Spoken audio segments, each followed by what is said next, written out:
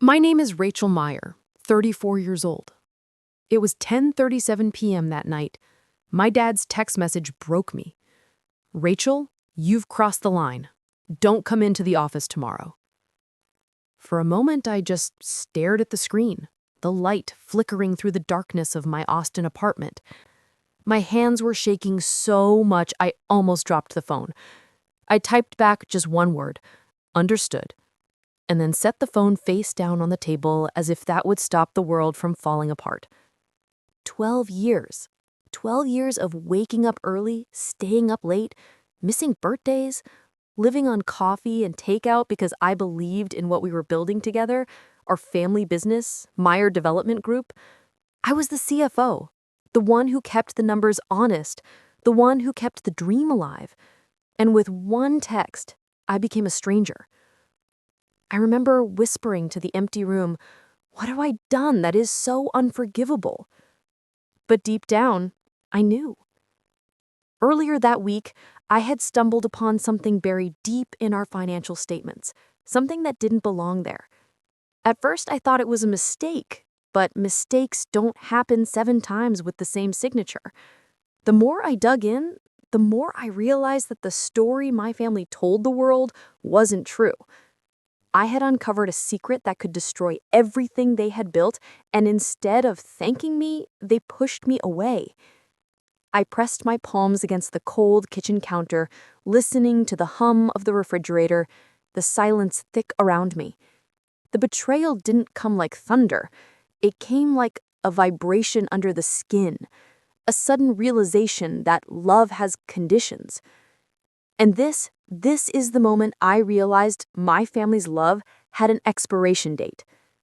I scrolled through the messages, reading them over and over again, searching for the empathy hidden in each line. There was nothing. Just control. Just power.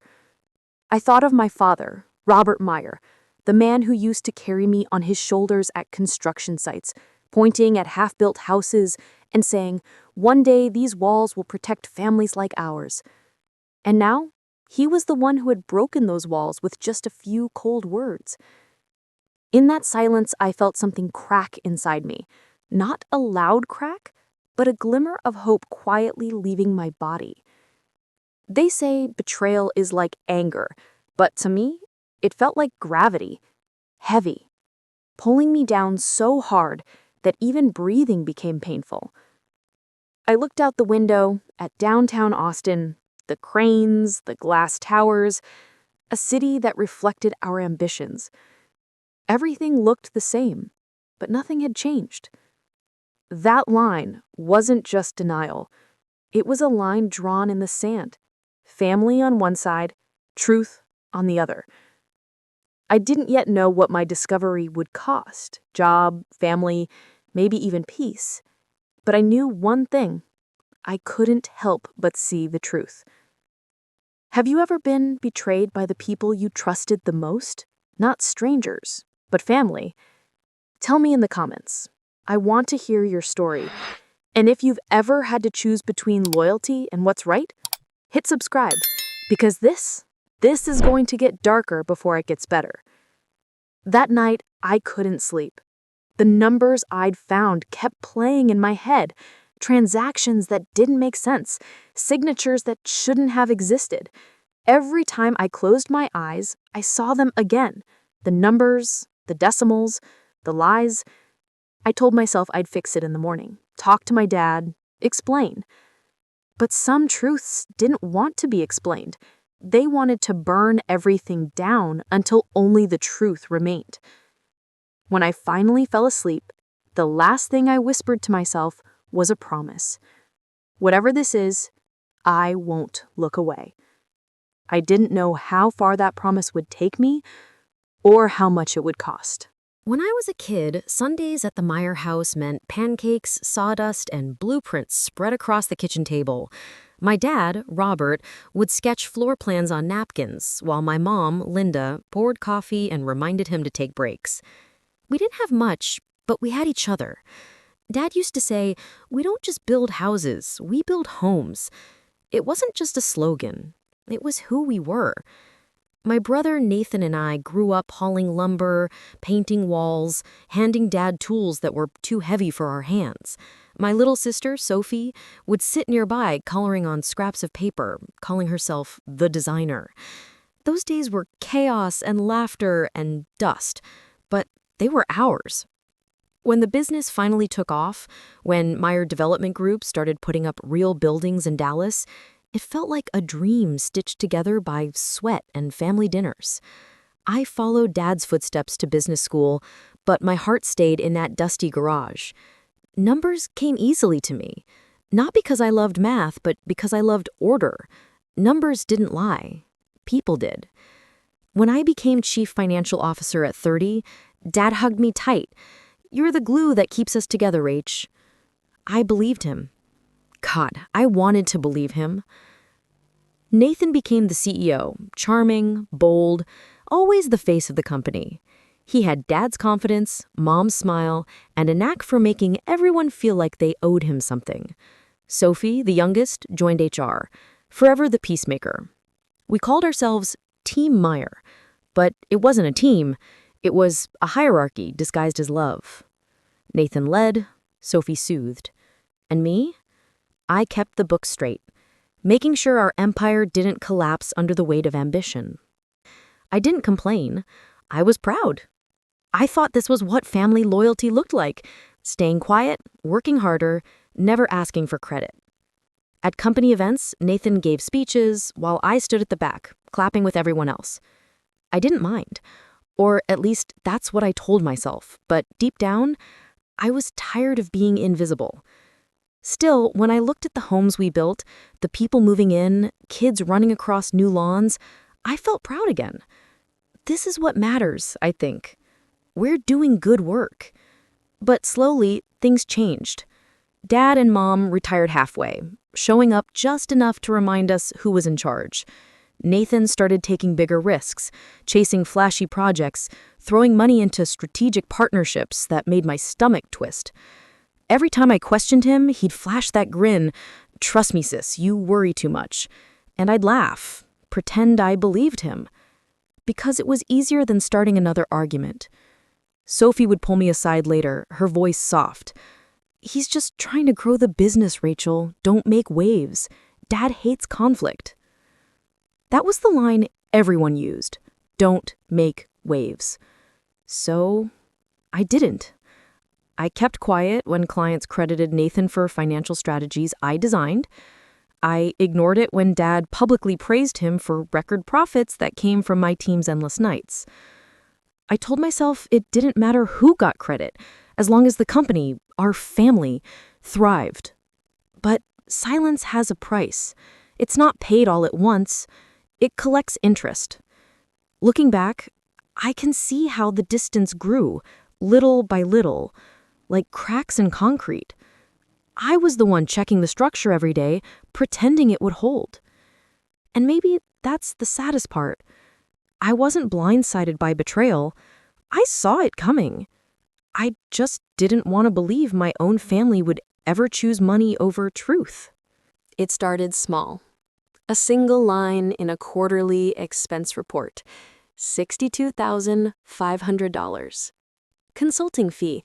Redwood Strategies. I frowned. I'd never approved that vendor. When I asked our accountant, he looked away and said, "Nathan handled that one personally." I nodded slowly, pretending it was fine. But that number stuck in my head like a splinter. The next week, another payment appeared, then another. Different accounts, same vendor. By the end of the month, the total was over $250,000, and every approval had Nathan's signature. My stomach turned.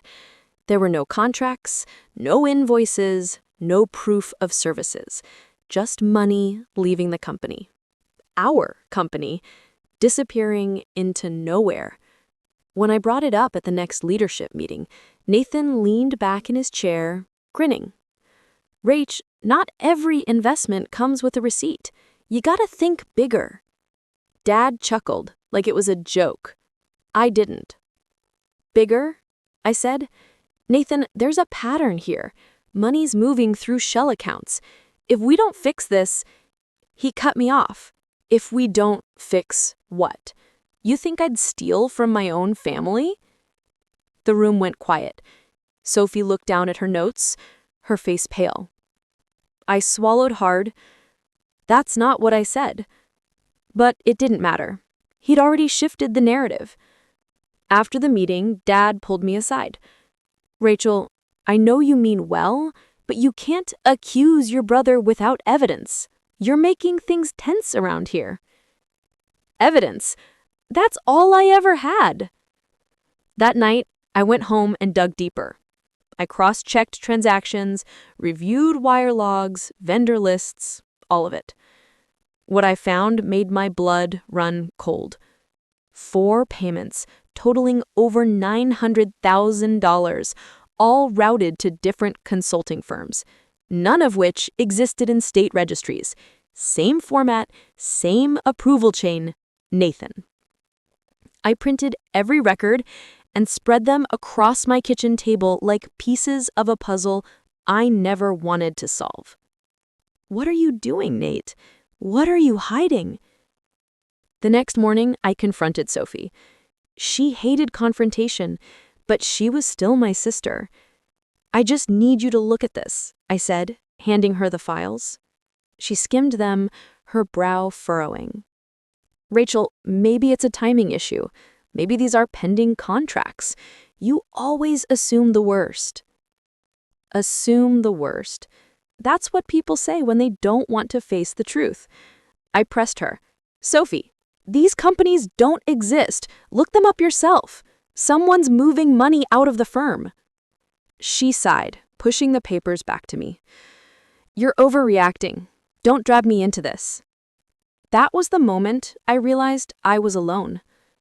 2 days later, Peter, our head accountant, called me into his office. His tone was careful, measured. Nathan asked me to tell you to stop investigating the Redwood accounts. It's handled. Handled? I repeated. By who? He didn't answer, just stared at his monitor, avoiding my eyes. When I walked out, I could feel the stares. People in the office had started whispering. By Friday, Nathan called a private meeting. He leaned forward, hands clasped, voice low. If you're not on board with the direction I'm taking, maybe this isn't the place for you. I laughed bitterly.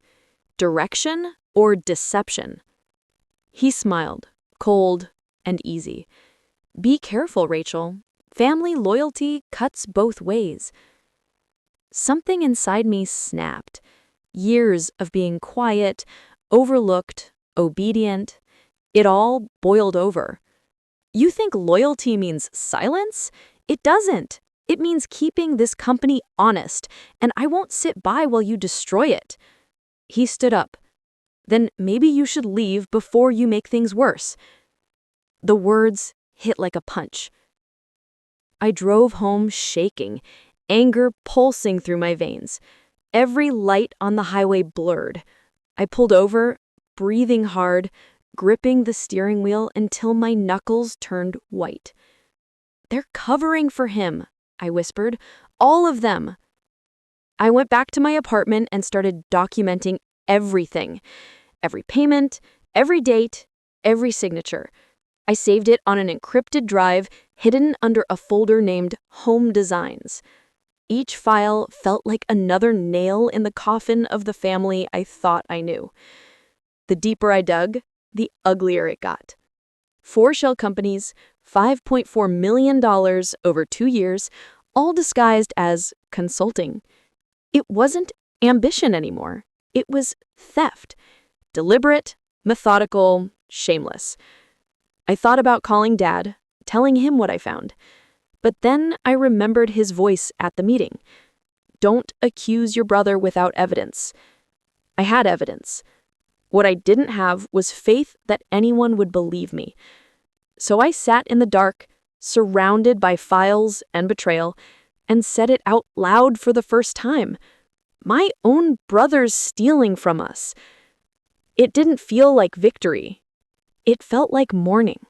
By the time I printed the final report, my apartment looked like a war room. Papers covering every surface, strings of numbers bleeding into one another. I'd spent 3 sleepless nights gathering proof. Bank statements, transfer logs, even copies of Nathan's digital signatures. I told myself it was time. If they saw it all laid out, black and white, they'd have to believe me. That Sunday, I drove to my parents' house in Austin. The driveway was full. Mom's SUV, Dad's old truck, Sophie's little hybrid. Nathan's Mercedes parked dead center, like a throne. My heart pounded as I stepped inside. They were all there around the dining table, sunlight cutting through the blinds, glinting off the silver frame of the family photo on the wall. We looked so happy in that picture. I laid the folder on the table. This isn't a conversation I wanted, but it's one we need to have. Dad frowned. What's this? Evidence. Over $5 million transferred through fake consulting companies, all approved by Nathan. Nathan laughed, actually laughed. Oh my God, Rachel, you've lost it. You think I'd risk everything for a few fake invoices? I opened the folder, sliding papers across the table. Company registration forms, bank transfers, Nathan's digital signatures. These aren't mistakes, they're patterns. Mom's eyes darted across the pages. Sophie's hands trembled as she flipped through one, then stopped, looking helplessly at Nathan. He leaned forward, voice hard. You're twisting data you don't understand. I looked at Dad, desperate. Please, just look at the routing numbers. They all lead to the same offshore account. But he wasn't looking at the papers.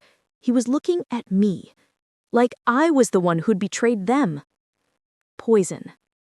That word lodged itself in my throat. I am sure. I double-checked everything. I've been checking for months.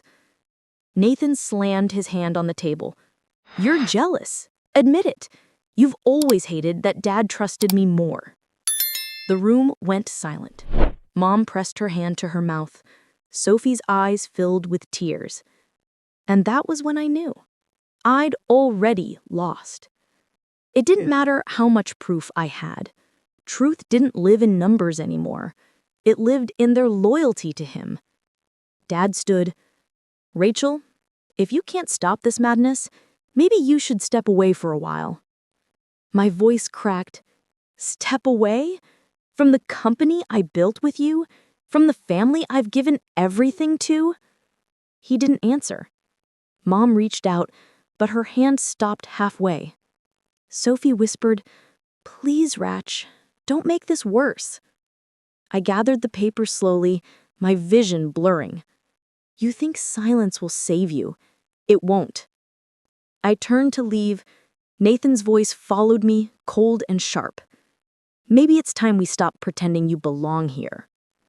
That night, back in my apartment, the message came.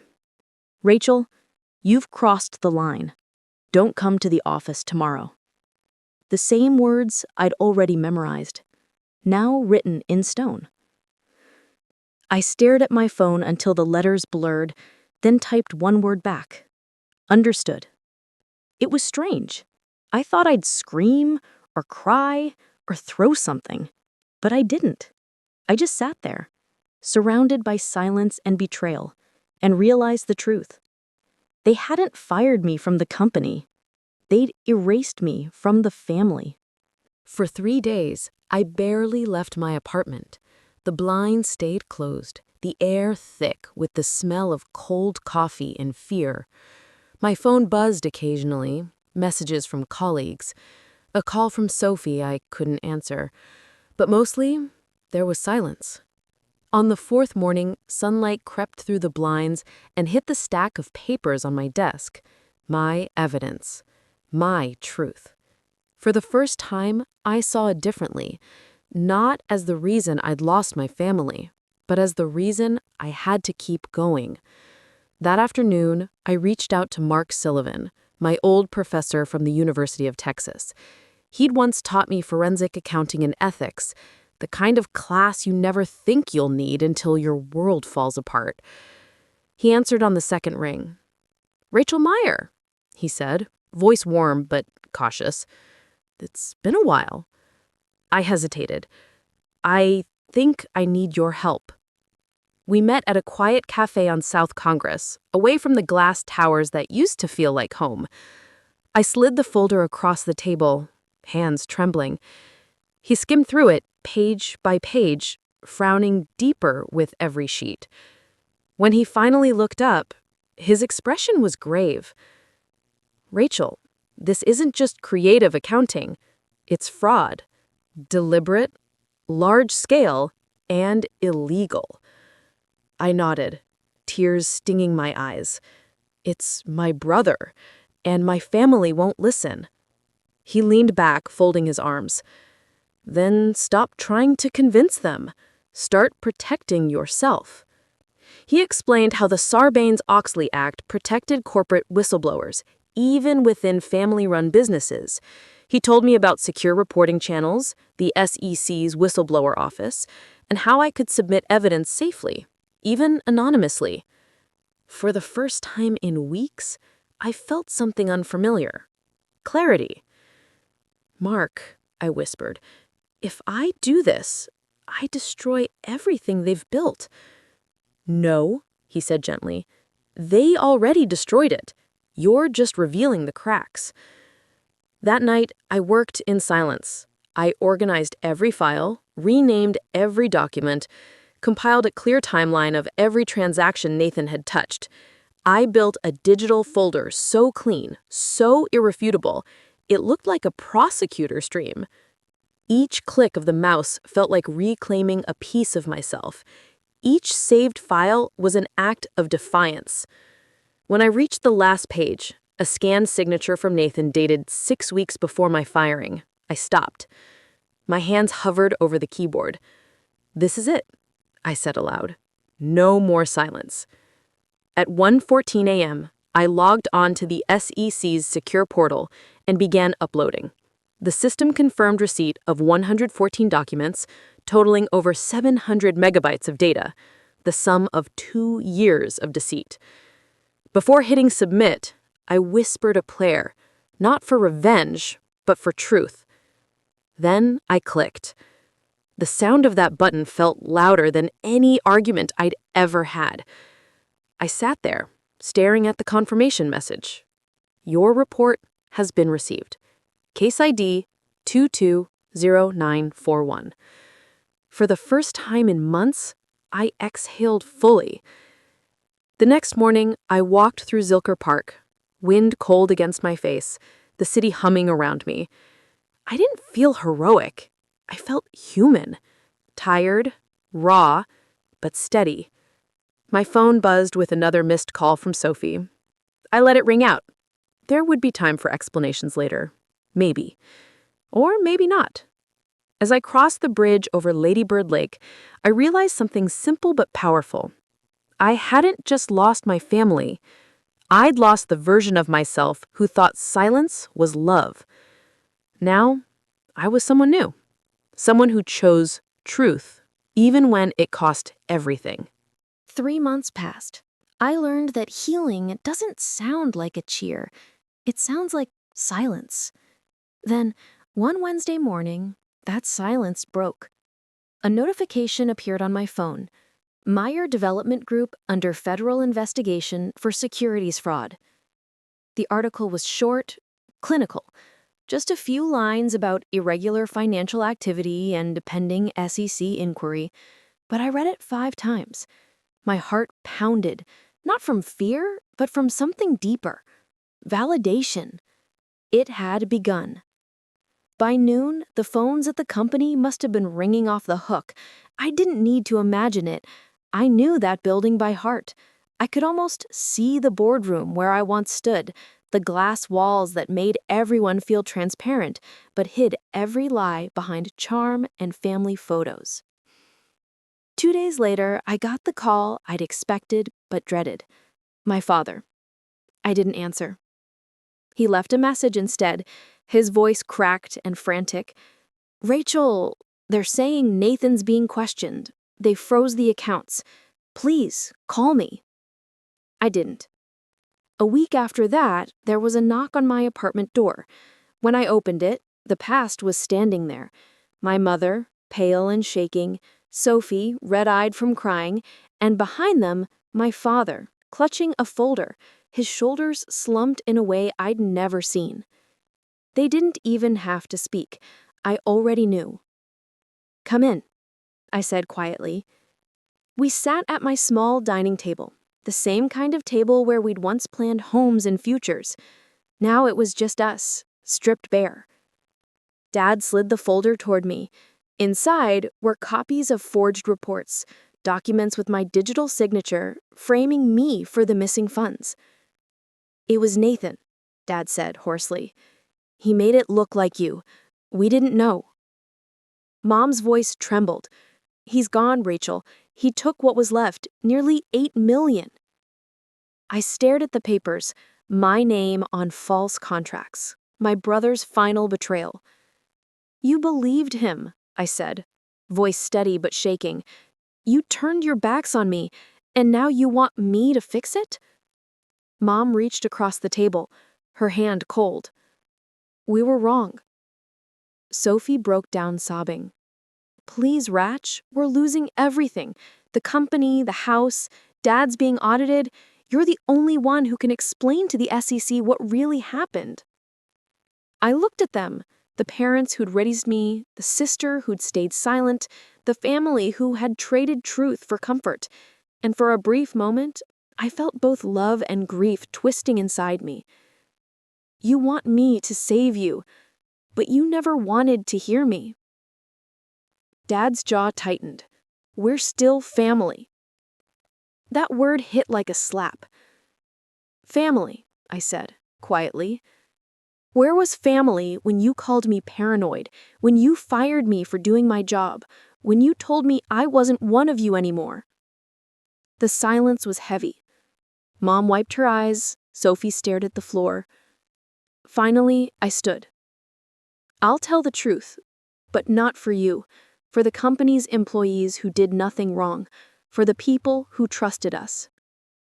I picked up my phone and called Patricia Newman, the SEC agent assigned to the case. "I have new information, including evidence of forged signatures and a new shell company, Horizon West Holdings." Her tone sharpened. "That's critical, Ms. Meyer. Please forward it immediately." After I sent everything, Patricia said something that stayed with me. "You've done the right thing. I wish more people had your courage." When I hung up, my father exhaled, relief and humiliation tangled in his breath. Mom tried to smile, but it collapsed into tears. I wanted to hug her. I didn't. As they left, Dad paused at the door. "I don't know how to fix this, Rachel." "You can't," I said softly. "But you can start by not lying to yourself anymore." 2 months later, the headlines told the rest. CEO Nathan Meyer sentenced to 8 years in federal prison. Meyer Development fined $6.8 million in restitution. The empire my family built had fallen not from outside pressure, but from within. When the reporters called me for comment, I said only one thing: integrity is expensive, but it's worth the price. That night, I opened my balcony door and watched the city lights shimmer like small promises. There was no triumph in me, no fireworks, just a deep, quiet release. Justice hadn't brought me joy, it had brought me peace. And peace was enough. A year has passed since the investigation closed. Sometimes I still wake up expecting to see my family's name on office signs around Austin. Meyer Development Group, bold and proud. But the buildings are gone now, sold off one by one. The name disappeared from contracts, from trucks, from the city skyline. And strangely, that absence doesn't hurt anymore. I live in Denver now, in a small apartment overlooking the mountains. The air here feels different, thinner, cleaner, honest.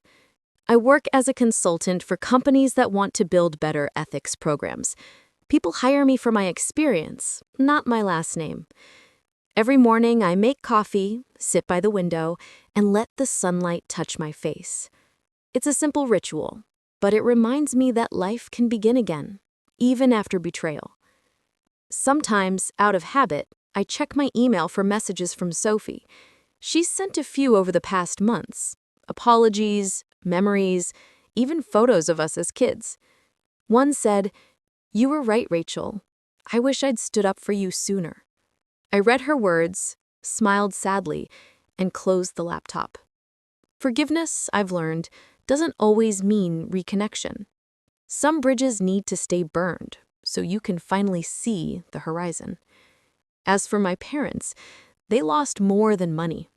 They lost trust in their son, in themselves, in the illusion that love can hide wrongdoing. I think about them sometimes, wondering if they still sit at that same dining table, the one where they called me a liar. Maybe they do. Maybe they finally understand what truth costs. But I don't wish them pain. I just wish them peace.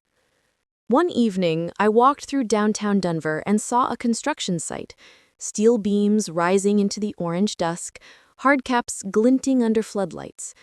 The smell of wood and wet concrete hit me, and suddenly I was a kid again, standing next to my dad on a dusty Dallas lot, hearing him say, "We don't just build houses, Rachel. We build homes." I stopped and whispered to the wind, "I still believe that, Dad, just not the way you meant it." Because now I know, a home isn't a place built with money. It's built with truth. When I tell people my story, they often ask if I regret exposing my brother, knowing it destroyed my family. And my answer never changes. You can rebuild a business. You can rebuild a life. But you can't rebuild integrity once it's gone. I didn't choose this path to punish anyone. I chose it because silence would have punished me. The world isn't fair. Sometimes doing the right thing costs you everything you love. But when you wake up each day knowing you stood by the truth, that's freedom. If you've ever felt betrayed by people who were supposed to protect you, I want you to hear this. You are not alone. And you are not crazy for wanting honesty more than approval. If my story resonated with you, if you've ever faced that painful moment where family turned into strangers, tell me your story in the comments. Because speaking your truth doesn't make you bitter. It makes you brave. And if you believe integrity still matters in a world that often forgets it, hit that subscribe button. We're building something honest here, one story at a time. That's how my story ends. Not with revenge, not with applause, but with peace. The quiet kind that only comes when you've walked through fire and finally stopped burning.